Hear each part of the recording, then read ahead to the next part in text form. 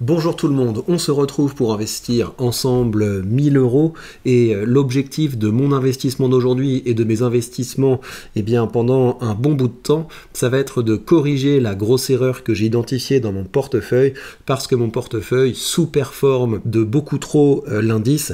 Je vous l'ai expliqué, la performance de ce portefeuille depuis que j'ai commencé à investir est d'à peu près 50% d'appréciation du capital depuis quelque chose comme 4 ans et demi. En performance annualisée, ça fait du 8,5% par an et sur la même période, le SP500 a fait à peu près 100%. Donc ça veut dire que si j'avais simplement fait all-in sur le SP500, j'aurais eu une performance bien meilleure que celle-là. Je vous explique l'origine de cette erreur parce que c'est une erreur que vous allez probablement faire également. Cette erreur démarre du fait que vous pensez que les marchés sont trop hauts. C'est-à-dire que vous regardez la courbe du SP500, vous dézoomez un petit peu, regardez, on dézoome à 3 ans et on se dit le SP500 a l'air quand même très haut et je me sentirais bête de mettre mon argent là-dedans. Si ça descend, autant le racheter plus bas. Et donc c'est comme ça qu'on se retrouve à acheter des choses qui sont décotées, qui ont l'air d'être plus basses, qui ont l'air d'avoir moins monté. Et c'est une erreur en fait parce que si on dézoome vraiment, on réalise que la vocation du SP500 c'est de battre régulièrement ses plus hauts. Et ce pour une bonne raison, c'est que dans le SP500, vous avez les meilleures entreprises américaines. Les États-Unis, c'est l'économie la plus productive, la plus innovante et la plus dominante du monde. Donc quand vous investissez dans les meilleures actions de la meilleure économie du monde, vous avez la perspective d'avoir quelque chose qui va battre régulièrement ses plus hauts. J'ai sur Google Sheet un document qui reprend mes différentes positions. Ça, c'est la reproduction en temps réel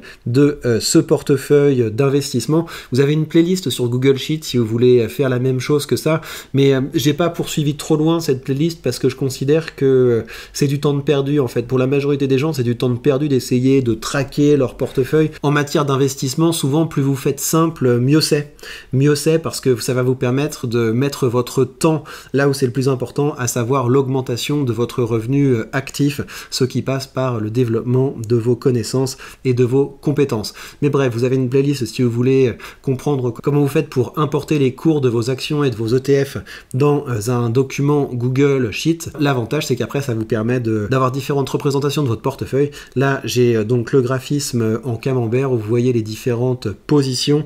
On voit que ma plus grosse position, c'est maintenant l'ETF du SP500. C'est ce que je souhaite, mais j'ai également des grosses positions qui sont des ETF à haut dividende. Ces ETF à haut dividende, je vais pas les sortir du portefeuille parce que vu ma stratégie, j'ai besoin d'avoir un flux continu de revenus qui arrive dans le portefeuille. Et donc, même si ça m'a fait perdre un petit peu du côté de l'appréciation du capital, c'est pas mal d'avoir construit ce flux de revenus au sein du portefeuille. Mais maintenant, comme je vous le disais, je vais surtout construire la position du SP500 parce qu'à partir de maintenant, je vais viser une appréciation un petit peu plus agressive du capital. Et puis par ailleurs, comme je vous l'avais déjà montré, le gros intérêt de l'ETF du SP500 et de l'ETF Monde, c'est qu'ils ont un dividende croissant. Donc c'est-à-dire que même si le rendement de départ est assez faible, c'est un rendement qui a tendance à augmenter. Parce que l'objectif de ce portefeuille, c'est qu'il soit tout à fait passif, c'est-à-dire qu'au bout d'un moment, lorsque j'arrêterai de l'alimenter, j'aurai un flux continu de revenus qui augmentera d'année en année avec des augmentations de dividendes qui généralement dépassent l'inflation. Donc le portefeuille ressemble à ça, et une autre manière de se le représenter, c'est que je sépare les différentes positions en positions de rendement. Et donc là, vous avez les ETF, cet ETF immobilier à haut rendement qui est vraiment très mauvais. En fait, je le vends pas parce que je trouve que ça sert à rien. C'est une petite position, mais c'est vraiment un très mauvais ETF. Vous voyez, ça c'est le document que je partage sur la page Patreon, où je vous donne les indicateurs qui sont importants pour choisir un ETF, à savoir la performance depuis 5 ans, l'augmentation du dividende depuis 5 ans et l'augmentation annuelle moyenne du dividende. Et l'ETF dont on parle, il est ici, et donc c'est ridicule en fait. Il a fait du surplace, et le rendement est assez faiblard, et il augmente pas, et je le garde en fait parce que ça permet d'avoir ce flux continu de revenus, et puis parce que j'ai pas envie de payer la taxe sur la transaction financière. Donc je garde ces positions en portefeuille, et ce que je vais faire, c'est que je vais simplement grossir les positions que j'ai envie de faire grossir. Mais donc si on en revient à l'équilibre de ce portefeuille, j'ai classé avec la poche de rendement. Donc vous avez ici la poche rendement, et là vous avez donc tous les ETF qui versent de hauts dividendes plus Main Street Capital. Vous avez la poche que j'appelle mix. Ça c'est les ETF MSCI World, à savoir les plus grosses entreprises des pays développés, ainsi que le SP500. Donc c'est la performance du marché, hein. C'est ce dans quoi on investit quand on a envie de ne pas se prendre la tête et de s'assurer d'avoir un bon retour sur notre capital investi.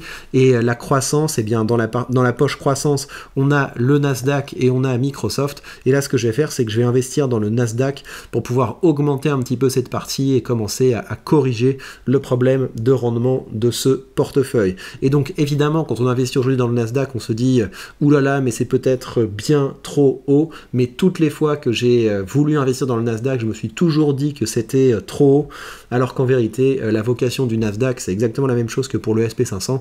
Sa vocation, c'est de dépasser régulièrement ses plus hauts, parce que c'est un indice qui recoupe les entreprises les plus performantes du monde. L'ETF dont on parle, il est ici, et quand vous regardez la performance de cet ETF, eh bien depuis 5 ans, il a fait 166% de croissance, donc c'est pas mal du tout. Et quand vous regardez les plus grosses boîtes, vous avez Apple, Nvidia, Microsoft, Broadcom, Meta, etc., Tesla, Alphabet. Donc avec ça, on est bien exposé au secteur de l'économie qui est en plus forte croissance. Donc avec 1000 €, je vais pouvoir m'en acheter 2 parts, ça va me permettre d'augmenter cette position. Voilà, donc avec ça, mon portefeuille dépasse les 120 000 €. C'est un beau cap, je suis assez content d'avoir atteint ça. Vous voyez que ça, c'est la dette que je dois rembourser parce que j'avais emprunté 20 000 € pour faire un investissement dans de l'immobilier. Ça, c'est l'argent que je pourrais encore emprunter. Et la manière dont ça se passe, c'est que j'utilise les dividendes pour rembourser les intérêts et le capital. Vous avez les dividendes qui vont arriver ici.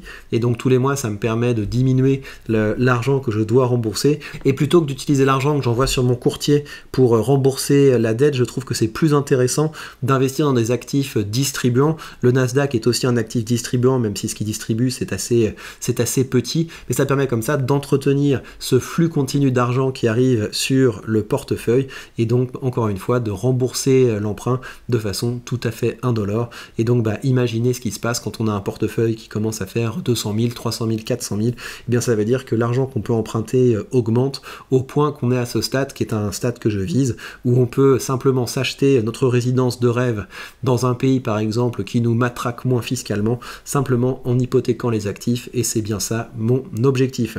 Comme d'habitude, vous avez sous cette vidéo mon lien affilié si vous voulez commencer à investir avec un très gros bonus, et si vous voulez développer vos compétences pour augmenter votre revenu et donc pour avoir plus d'argent à investir. Le premier lien sous cette vidéo, c'est une énorme promo sur tout mon catalogue de formations qui vous permettront de créer un business rentable autour de la création de contenu. Alors dernière chose qu'on va faire, on va mettre à jour notre petit tableau. On voit qu'on a maintenant 19 actions, 19 parts du Nasdaq, donc on va le mettre ici. Ça permet de corriger un petit peu l'écart, mais mon objectif ça va être que la partie rendement du portefeuille devienne bien plus petite que ça pour pouvoir regagner des points du côté de l'appréciation du capital. Et bien voilà, chers amis, prenez bien soin de vous et à très vite.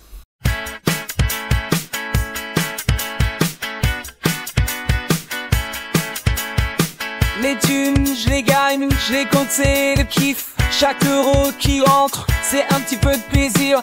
Je les mets dans un coin, je les fais grossir tranquille.